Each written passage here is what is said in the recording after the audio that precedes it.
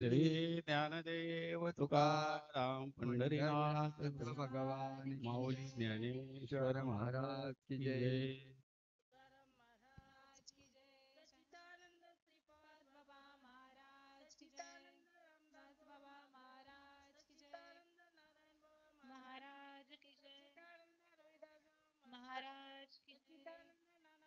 महाराज की जय. माते की जय. संतन की जय. गुरुर्ब्रह्मा गुरुर्विष्णू गुरुर्देव महेश्वर.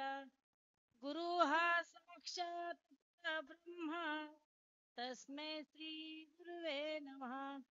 तस्मै श्री गुरुवे नमः. बोलाव तरी काय नाही का. एका दिव्याने 1000 दिवे लावली आणि पहिला कुठला आणि शेवटचा कुठला सांगता येत नाही. मला वाटते गुरुपौर्णिमेला नाही येता आलं म्हणून आजचा योगायोग घडून आलाय नाही का. हो आणि म्हणून जास्त काही बोलणार नाही कारण बोलणारे आपण सगळेचे. बाबांना कोणीच कमी ठेवले नाही नाही का. बऱ्याच ठिकाणी ज्याला ज्याला जी जी पदवी दिलेली आहे त्याला असं वाटते मी येतो कोणी नाही का. पण बाबांना सगळ्यांना सारखं करून ठेवलं. आताच सांगितलं पहिल्या दिव्यानं 1000 दिवे लावले. मागचा कुठला नाही का आणि पहिला कुठला सांगता येणार नाही. म्हणून इथं सगळे सारखेच आहेत. पण एवढं सांगण्याची पद्धत बाबाला सगळ्यांना सारखीच नाही का.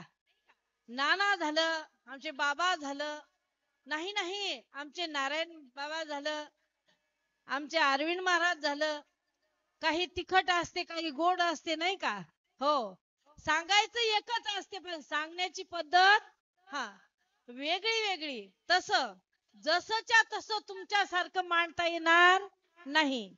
आता आमच्या ताईनं सांगितलं बाबा जेवढं सांगता येईल तेवढं नाही का.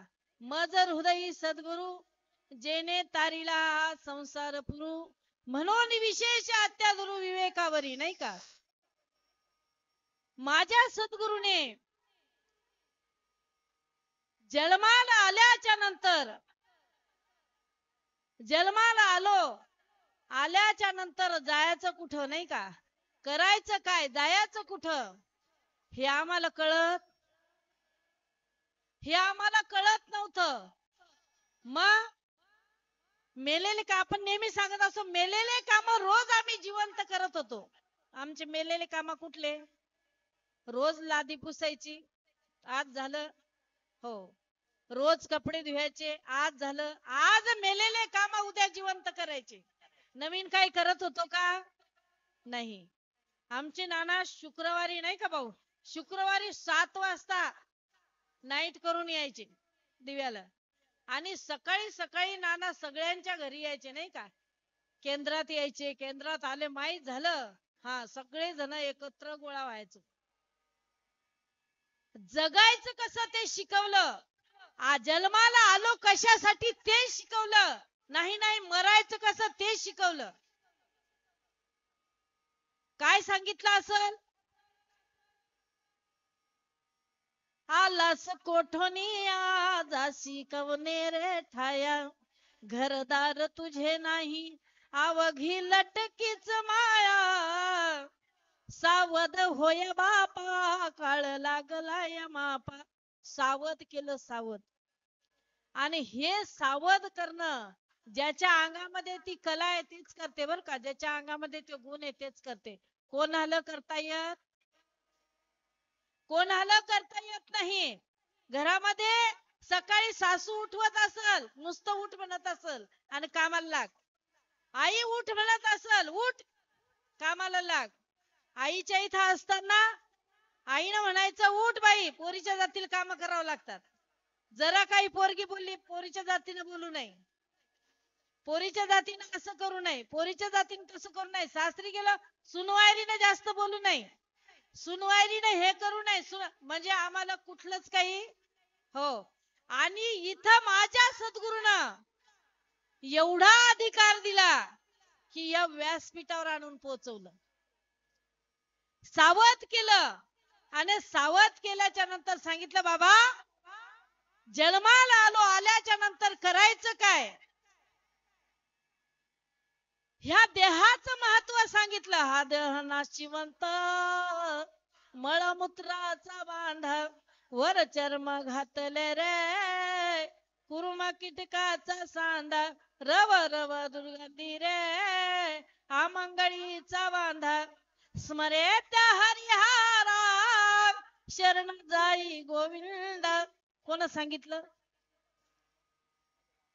नाही का? तीच एक आई होती. आमच्या आईने हे नाही सांगितलं. केले उपकार सांगू मी काय, बाप न करे ऐसी माय. मायनं नाही सांगितलं, आईनं प्रतिपाळ केला, जन्माला घातलं, प्रतिपाळ केला. हो, लहानचं मोठं केलं. बापानं पाहिजे तसे लाड पुरवले, नाही का? आईनं जन्म दिला असेल, वडिलांना प्रतिपाळ केला असेल, नाना परिचय लाड पुरवले असतील, पण जन्म मरणाच्या रहाड गाडग्यातून कोण सोडवलं? साधू संतांनी. माझ्या श्रीपाद बाबांनी. बरेच जण ज्याला भेटलं ते त्याच्याजवळ जिसने पाया उसने चुपाया, नाही का? पण बाबानं तसं केलं नाही. बाबानं जसंच्या तसं कळालं तसं आपल्याला सांगितलं, नानाला सांगितलं. नाही नाही, आमच्या प्रकाश बाबाला सांगितलं, नारायण बाबाला सांगितलं, अरविंद महाराजांना सांगितलं. इथं थोर मंडळी सर्व बसले, जसंच्या तसं. भेदभाव काय आहे का? भेदभाव काहीच ठेवला नाही, जसंच्या तसं सांगितलं. म्हणून आम्हाला जो अधिकार दिला असेल, आम्हाला सासर आणि माहेर माहित होतं, याच्या पुढे आम्हाला कुठे जायचा अधिकार नाही, कुठे जायचा अधिकार नाही. पण माझ्या सद्गुरु श्रीपाद बाबाच्या, माझ्या नानाच्या, माझ्या प्रकाश बाबाच्या कृपा आशीर्वादाने आम्हाला एक एक गाव माहित व्हायला लागला आता, नाही का? हो, माझ्या बाबाचा निरोप तिथपर्यंत आम्ही घेऊन चाललो. हा अधिकार आम्हाला आमच्या आई वडिलांनी दिला नसता, सासू सासऱ्यांनी दिला नसता, नाही का? नवऱ्याला सुद्धा दिला नसता. आम्हाला या ठिकाणी आणून पोहोचलं कोण? माझ्या सद्गुरु माय माऊलीन. जे जे आपणासी ठावे ते ते इतरांशी सांगावे, आणि शहाणे करून सोडावे का धरून ठेवावे, नाही का? माझे एवढे आणि माझे तेवढे कधी नानाच्या तोंडातून ऐकलं? एवढे जण आपण तर बाबाला ध्यान बघितलं नाही, नाही का? बाबा निरंतर आपल्यामध्ये नांदतात, पण बाबाच्या जो निरोप सांगतात, बाबाच्या संग जे राबलेले आहेत, वावरलेले आहेत, ते जे निरोप सांगतात, त्यांच्या तोंडातून कधी ऐकलं का? बाबा कधी म्हणले माझे एवढे शिष्य आहेत म्हणून, माझे एवढे साधक आहेत म्हणून? कधी तोंडातून आलं का? नानाच्या कधी तोंडातून? नानाला कधी काही सांगा, हो, भांडून सांगा, रागानं सांगा, नानानं सरळ आणि सोपं सांगायचं, मोकळं करायचं. नाना डोकं दुखते, नाना माझ्या भीतीला आणून घे. काय म्हणायचे? भीतीला आणून घे. नाही नाही, जसं आपल्या लेकराला सांगितलं तसंच सगळ्यांना सांगितलं. आणि परखेपणा कधी? हो, संताने सरिता केलो तैसा परी, चंदनाने बोरी व्यापिल्या. आम्ही खरोखर येड्या वाबळीच्या बोरीचे झाड होतो, नाही का? येड्या वाबळीचे आणि बोरीचे झाड होतो. पण या येड्याला माणसामध्ये आणलं, कोण आणलं? त्या संतांनी आणलं. त्यांनी जसंच्या तसं सांगितलं, भेद केला नाही. न पाही याती कुळाचा विचार, कोणाची याती पाहिली नाही, कुळ पाहिलं नाही, नाही नाही जात पाहिली नाही, नाही का? हो, हे कुठल्या धर्माचा आहे, हो कुठल्या या पंथाचा आहे? जो आला तो ये, यारे यारे लहान थोर, याती भलती नारी नर, न करावा विचार, न लगे चिंता कवनाची, नाही का? हो, या सगळे जण खटीनट यारे, शुद्ध होऊन जा रे, आणि दौंडी पिटी व्हावे चोखा मिळा. सर्वांना सारखं सांगितलं. म्हणून लहानापासून तर म्हाताऱ्यापर्यंत सांगणं इथून एकच आहे. वेळ झालेली आहे. सांगणं इथून एकच आहे. काय?